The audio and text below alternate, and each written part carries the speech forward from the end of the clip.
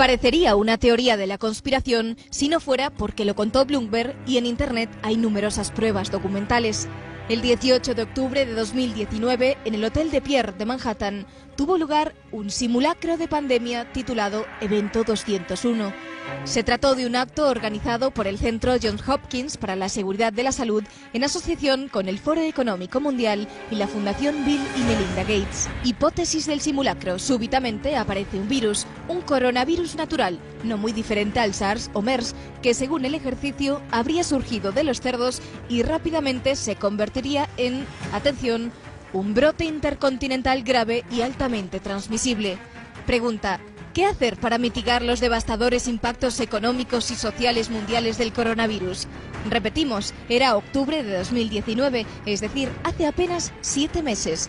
Las respuestas fueron asombrosamente semejantes a lo que hemos visto a raíz del COVID-19 en materias como las contramedidas médicas, el comercio internacional, viajes, movilidad en el interior de los países, política financiera durante la pandemia, comunicaciones y telefonía 5G.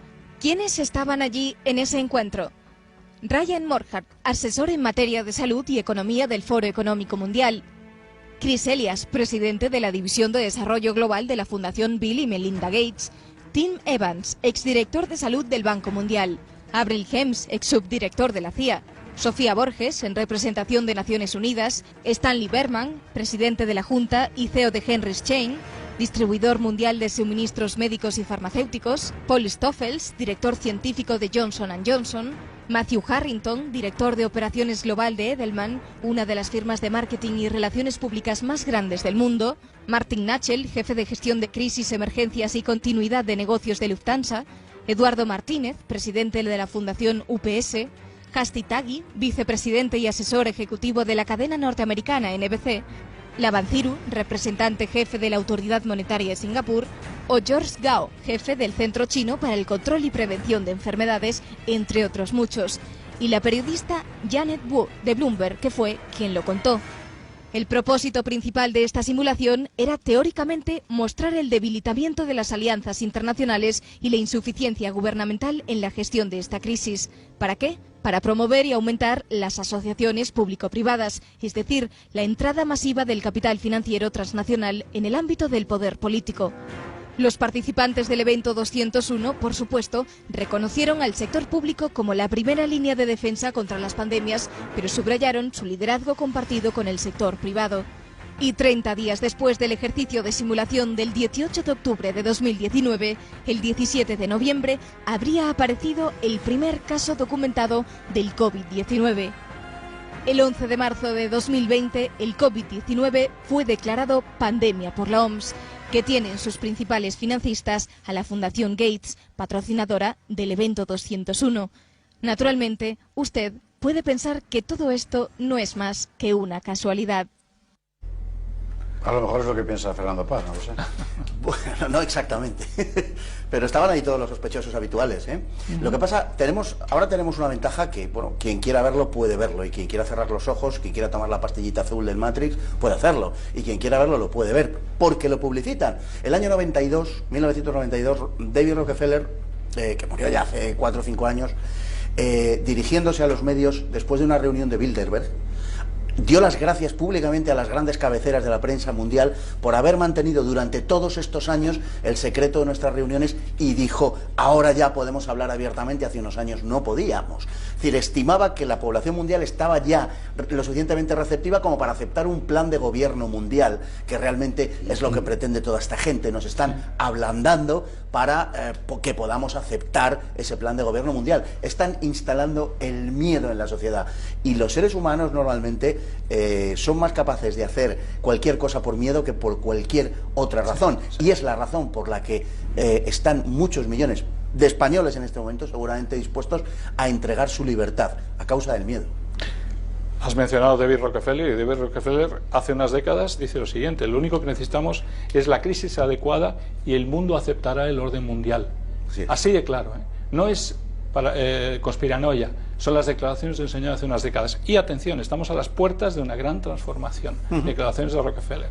A mí lo que me deja asombrado es que después de contar esas 8 coincidencias o 10 que hemos hablado antes, resulta que el simulacro 201, que por cierto, según se ponen las fechas en esta anglosajona, es el año 2020 y es enero. Pero bueno, no sé por qué se llama el simulacro 201, es una casualidad, sí, que sea el 20 de enero, enero del 20. Pero lo que es increíble es lo que ha mencionado en el buenísimo reportaje que acabamos de ver, es el hecho de que esta simulación, que no se entiende por qué tiene que tener lugar en Nueva York en este momento para simular una pandemia en la que se llega a que los gobiernos no van a saber cómo difundirla, que va a haber desinformación en las redes sociales, maldita esto, lo demás, desinformación, ya lo hablan, que la economía va a ser difícil tomar decisiones vitales o que va a haber lentitud en los temas de los test, ya nos lo dicen, pero ¿cuánto antes? Menos de un mes, menos de 30 días antes de que aparezcan los casos. Esto no puede ser casualidad. Tenemos 8 coincidencias antes de prepararse y 4 semanas antes de que ocurra. Y luego ocurre y la OMS ni pide cuestiones a China porque Gates se lo impide en cierto modo y tarda hasta marzo. Cuando la OMS está trabajando con Gates y con todos estos institutos, sabe que desde noviembre hay casos en China y no dice nada. Entonces todo es demasiado... Todo es paralelo. Todo es demasiado paralelo. Entonces, aquí jamás vamos a alimentar una teoría de la conspiración, porque sencillamente no hace falta. Quiero decir, vamos a ver, un servidor, a Fernando ya ni le digo.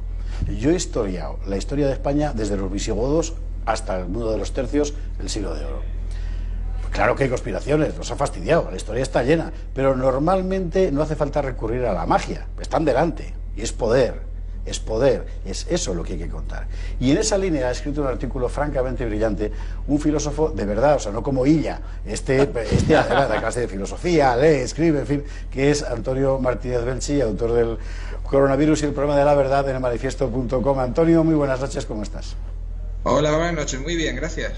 Qué complicado es, como estábamos contando, poner los hechos uno detrás de otro y que si el resultado se aleja de la doctrina oficial, que no parezca que es que eres un conspiranoico, ¿verdad?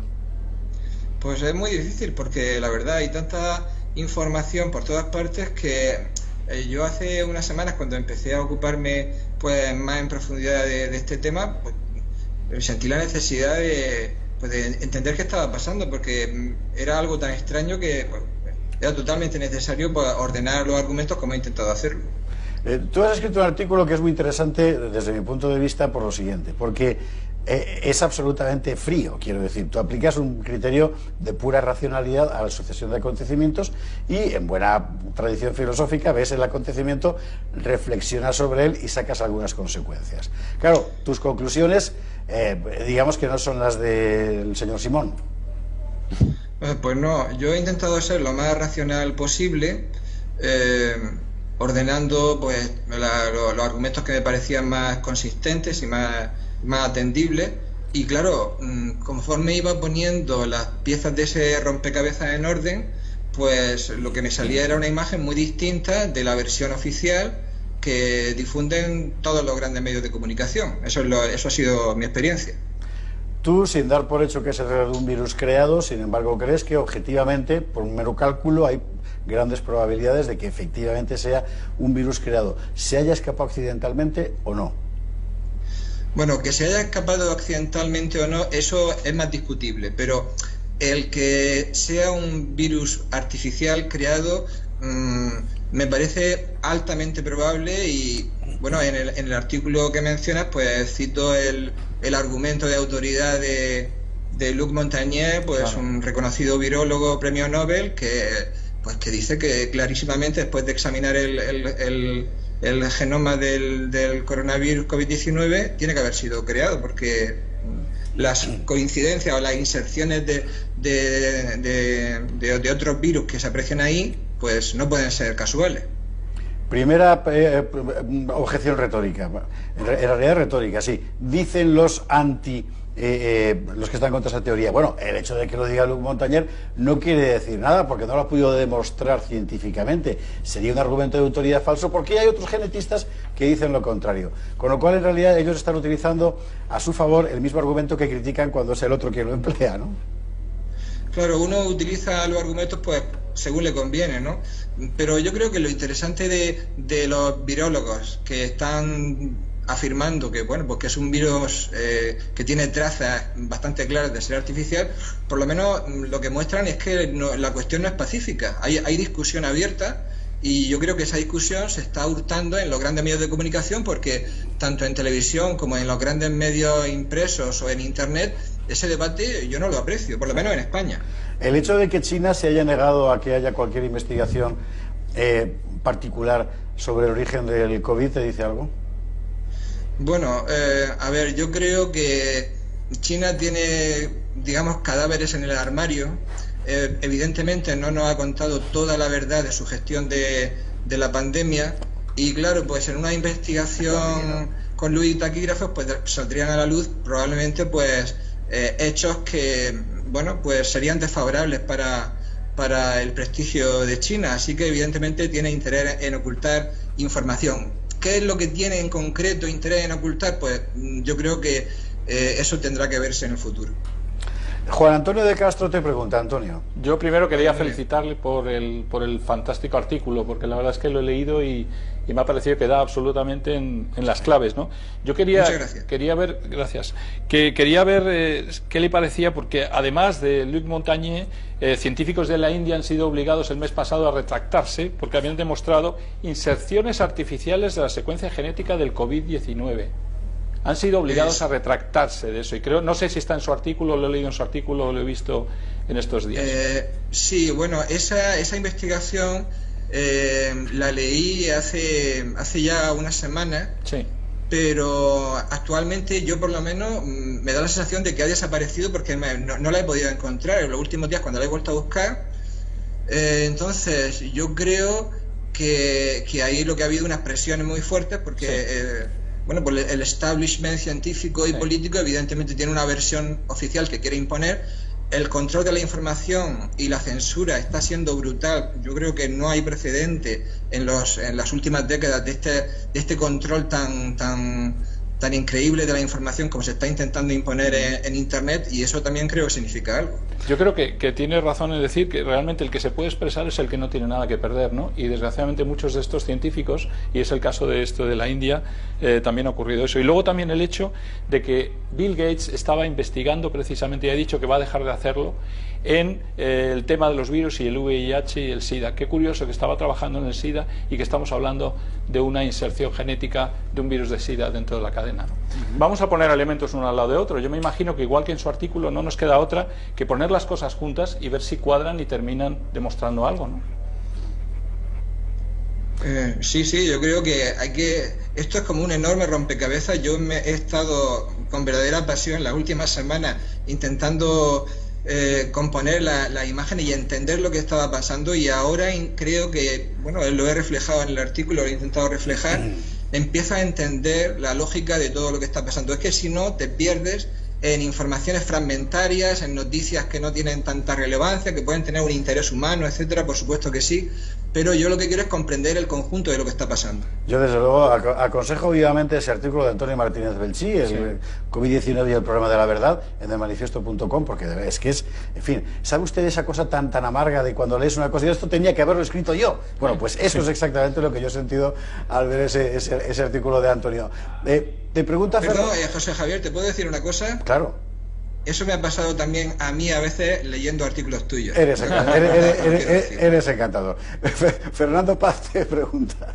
Antonio, empezar por felicitarte, por supuesto, porque el artículo la verdad es que es luminoso y además lo expones de una manera que me parece particularmente razonable, haciendo las afirmaciones que se pueden hacer y dejando un poco en el limbo aquellas que no están absolutamente comprobadas. A mí me da la impresión, corrígeme o no, de que se parece un poco, como primera pregunta, me gustaría luego hacerte una más concreta, pero una primera pregunta acerca de lo que tú comentabas de la imposibilidad de discusión en los medios, que no se está produciendo, y me da la impresión, decía, de que tiene un cierto paralelismo con el asunto del cambio global, ¿no? Es decir, aquí hay dos tesis, hay una que hay que imponer, y el que disiente de esa tesis, yo no es que esté contra el cambio global, ni a favor ni en contra ni nada, pero estoy a favor contra que el que disiente se pueda expresar, sencillamente, y me está dando la impresión de que en este caso también los que afirman que el origen del virus es artificial, están siendo silenciados y están siendo expulsados a las tinieblas exteriores de la comunidad científica. Esto es lo primero que te quería preguntar, si más o menos lo ves de esa manera o no. Y la segunda es,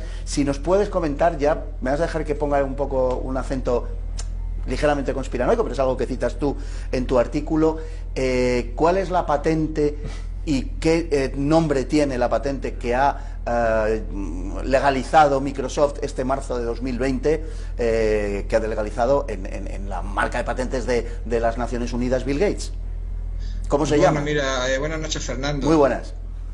Mira, en cuanto a la primera cuestión, a mí me da mucha pena el ambiente de debate tan sumamente pobre, raquítico, que hay en el mundo, medios de comunicación, grandes medios de comunicación españoles, ¿no? Entonces, es verdad que hay una versión, tanto en este tema como en otros muchos, hay una versión oficial o dominante, digamos mainstream, y ahí hay otras alternativas, pero no se quiere entrar en diálogo, no se quiere, porque se habla mucho de diálogo, pero luego no se quiere confrontar con la verdad, porque claro, ahí es duro, ¿no? Es mucho más goloso, digamos, imponer por medios, fuerza de medios de comunicación, etcétera, una versión. A mí me parece que eso es una asignatura pendiente que tenemos en España, tanto en este tema de la pandemia, porque no hay debate, salvo en medios alternativos, digamos. Y me da mucha pena, porque de ahí solamente pueden salir problemas y calamidades para nuestro país. Eso en primer lugar. Y en cuanto al nombre que me comenta, claro, es algo curioso, ¿no? Curiosísimo, porque resulta que el 26 de marzo, yo buscando por internet a deshoras, por la noche, por la mañana, cuando me levanto y estoy solo y tal, pues resulta que me entero de que el 26 de marzo de 2020 Microsoft en la Organización Mundial de Patentes de las Naciones Unidas registra un dispositivo, un sistema de generación de criptomonedas asociado a la actividad corporal humana. Resulta que el número de publicación, de registro de esa patente, pues a favor de Microsoft, la empresa de Bill Gates, es 2020 060606. Claro, como resulta que lo que se está patentando es el microchip subcutáneo, que le pongan ese número, digo, bueno, esto o es casualidad, que sería mucha casualidad, o a ver qué intención hay en que tenga ese número. Y ya digo, en el artículo ofrezco varias posibilidades, o bien ha sido el propio Bill Gates, digamos, o Microsoft el que ha pedido ese número, o bien se lo han dado en plan de hacer una especie de chiste de mal gusto, o yo no, o qué significado, pero es ese número, y claro, pues ¿qué quieres que te diga? Pues es muy llamativo, y si a eso que es llamativo se le van añadiendo otros muchos hechos llamativos, como por ejemplo el evento 201 que acabáis de tratar en el programa, pues claro, ya son muchas cosas llamativas. Y el pangolín, Antonio, y el pangolín del Economist. Y bueno, y el pangolín, a ver qué pintaba el pangolín en la portada de Economist, en la portada de El Mundo para 2019. Claro, cuando esa portada aparece a finales de 2018, pues los analistas conspiranoicos, entre comillas, que analizaron esa portada como hacen cada año, ¿no?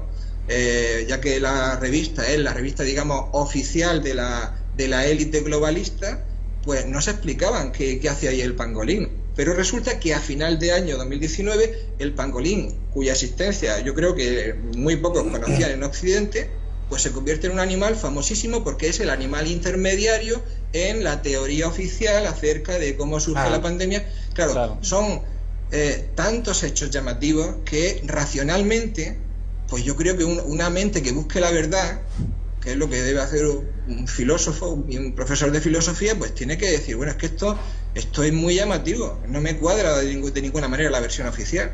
Juan Antonio de Castro. Profesor, yo ya en esta línea de los 666 quería decir algo. Yo creo que a estos globalistas, que ya hacen bastante daño y son bastante peligrosos de todo lo que está ocurriendo a nivel mundial, les encanta jugar. Y esto del pangolín en el Economist forma parte de todos estos globalistas. El pangolín en el Economist, el 060606 en la patente, y luego resulta que el señor Soros abre su empresa, su laboratorio en Wuhan para analizar los virus. ¿Y dónde está la dirección de Wuhan, del laboratorio de Soros? calle Gaixín 666. Entonces es demasiado lo que les divierte a esto, Qué jugar cosas, al misterio. en ¿no? fin. Antonio, una última pregunta. Esta ya, en fin, concierne también al artículo, pero es un poco más global. Sin entrar en el origen del virus, sin entrar siquiera en decir que haya sido deliberado todo el proceso, en la práctica, por los acontecimientos que estamos viendo, ¿la gestión global de la pandemia está siendo, desde tu punto de vista, una respuesta al colapso del globalismo que habíamos vivido en los últimos años a partir de la llegada de Trump al poder? Bueno, pues yo creo que eso que acabas de mencionar es yo creo que la clave fundamental, porque yo creo que si intentamos entender la pandemia solamente como un problema sanitario, como una emergencia sanitaria, pues estamos viendo solamente la mitad del rompecabezas, porque la otra mitad tiene un sentido económico. Resulta efectivamente que tenemos, bueno, en el artículo cito como economista más reconocido que ha tratado esa cuestión en España, Santiago Niño Becerra. Es decir, hay un colapso, lo dice él repetidamente, lo viene diciendo desde hace muchos años, del sistema económico, y ese colapso se puede producir de dos maneras. Se puede producir, digamos, de manera descontrolada, lo cual no interesa para nada a la élite globalista, porque eso sí que podría darles problemas, o bien tú puedes dirigirlo, pilotarlo, teniendo una hoja de ruta precisa y, bueno, pues teniendo una imagen del futuro que quieres diseñar, económico, cultural, psicológico, social, etcétera. Y yo creo que esa segunda parte, o sea, el problema sanitario del coronavirus como instrumento para una hoja de ruta que nos lleva hacia un mundo futuro diseñado por esto que estamos llamando así de una manera un poco imprecisa la élite, pues digamos, son las dos partes fundamentales que nos permiten empezar a entender por lo menos qué es lo que está pasando.